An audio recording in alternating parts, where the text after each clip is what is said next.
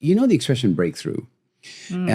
So if you look at neurons, if you look at somebody having a thought for the very first time under a super powerful microscope, what you'll see is that there's this web of, neural pathways over here, and there's this web of neural pathways over here, but there's no connection. And then suddenly a neuron jumps, and with it kind of creates a thread. And that thread is a new neural pathway. This is brain plasticity, right? Yeah. But if you think about it, isn't that what a breakthrough is? A breakthrough. I'm breaking through the gray matter to create a new pathway. Yeah. I'm having a literal breakthrough. Anytime you have a new experience, you are bound to be creating new neural pathways. Yeah. Of course, because you've never had that thought before.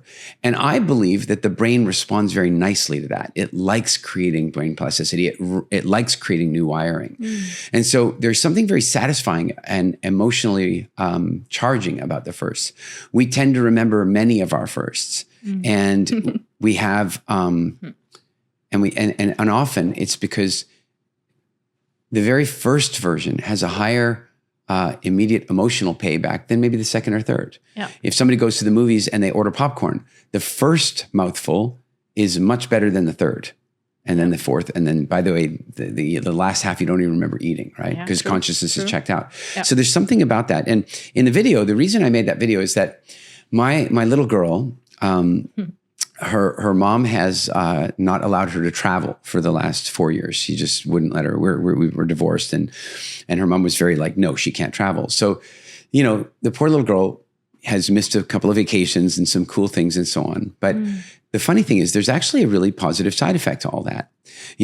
That we went on this trip to Canada, and everything was first.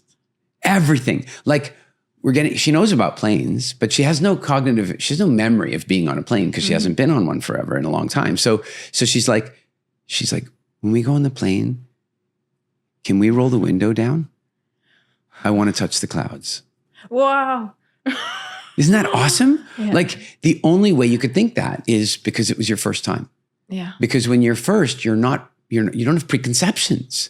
You're willing to think outside the box. You're willing to ask amazing questions. Yeah. And then we get to Canada, and she walks outside and she's breathing, and her breath is in front of her. She's grown up in the tropics. She's never seen her own breath. Like, that's an incredible thing. And then we thought, the sad thing is that we were at a time of year when Eastern Canada doesn't really get a lot of snow usually.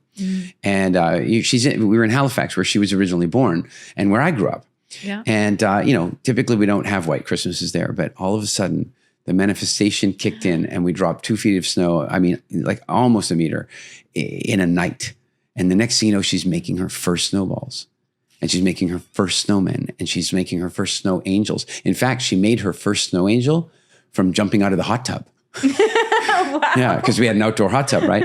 So, there is something really beautiful and gratifying about first experiences. And I think it has a lot to do with all those things, that you're creating new neurology, you're building your brain, you're quite literally building brain structure, and you're having this novel emotional experience. Thank you for sharing that. And you just made me like the word breakthrough, because I've been thinking that breakthrough, sounds so pushy. So I liked to call the transformational steps like shifts or so, but sometimes it needs to be really like this one action, right, that needs to happen.